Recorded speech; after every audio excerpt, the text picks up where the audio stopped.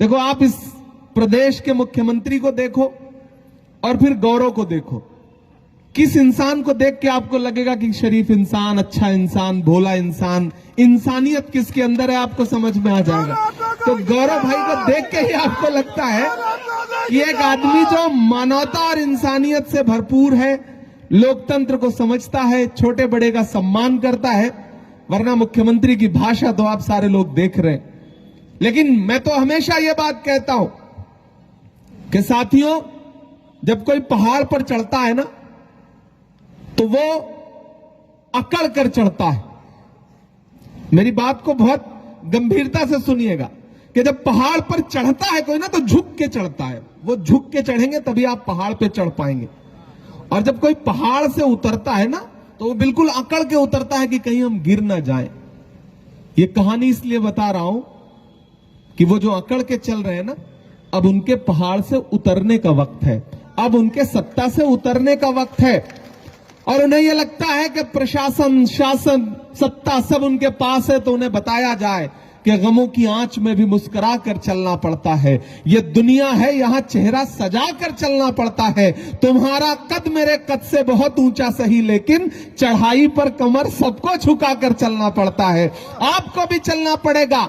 ये जो आप घमंड की भाषा बोलते हैं, ये जो आप लोकतंत्र को कुचलने की भाषा बोलते हैं, लोकतंत्र और संविधान में इस भाषा के लिए, इस जबान के लिए कोई स्थान नहीं है। और आपको बहुत जल्द आने वाले दिनों में असम की जनता ये बताएगी, चाहे वो अपर असम हो, चाहे लोअर असम हो, चाहे बराक वैली हो। कांग्रेस के सिपाही हर जगह आने वाले चुनावों का इंतजार भी कर रहे हैं। और आने वाले चुनाव में असम में यह स्थापित होगा कि लोकतंत्र जो है वो बचाने का जिम्मा कांग्रेस पार्टी को देने जा रही है, कांग्रेस की, यहां के असम की जनता। साथियों, आप अल्पसंख्यक विभाग के साथी हैं। पिछले 10 साल में भारतीय जनता पार्टी की सरकार ने, चाहे इससे पहले के मुख्यमंत्री हो या फिर पर्ची से ये जो मुख्यमंत्री बनाए गए हैं चंद लोगों की पसंद पर, जिन्हें खुद मुझे लगता है भाजपा के लोग पसंद नहीं करते, लेकिन बना दिए गए, किस्मत चमका तो बन गए। इस 10 साल में चाहे पुरानी सरकार रही हो या मौजूदा सरकार रही हो, डेवलपमेंट के नाम पे असम को सिर्फ लूटने का काम किया गया है। कोई विकास नहीं हुआ है।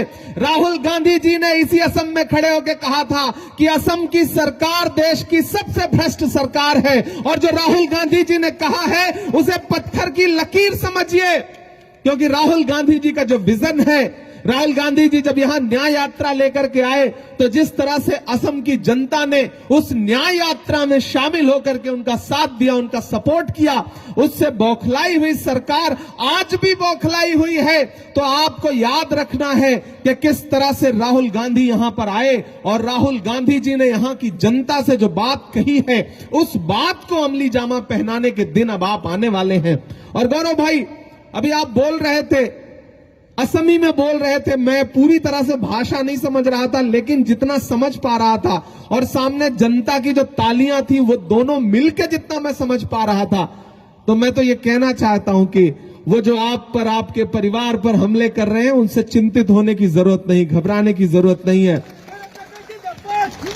परिवार पर हमला वही करता है जो डरा हुआ होता है। राजा डरा हुआ है, राजा डरा हुआ है। वो जानता है कि गौरव गोगोई से लड़ना है, जीत पाएंगे नहीं, तो परिवार पे हमला करो, पत्नी पे, बच्चों पे, परिवार पे, रिश्तेदारों पे।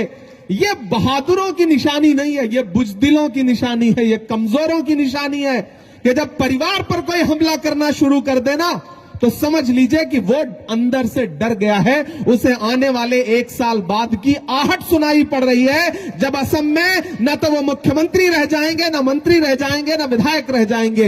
ये आने वाले दिन की आहट है जिसको वो महसूस कर रहे हैं। और इसके लिए आप सबको कमर कसनी है साथियों।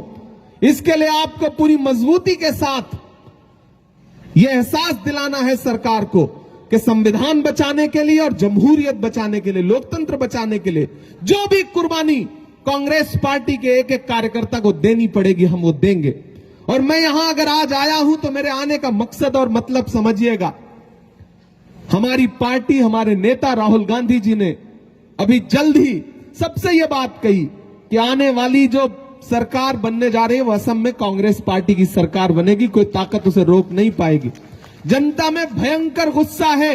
ये नफरत की राजनीति करने वाले, हिंदू मुसलमान की राजनीति करने वाले लोगों के दिन अब लदने वाले हैं।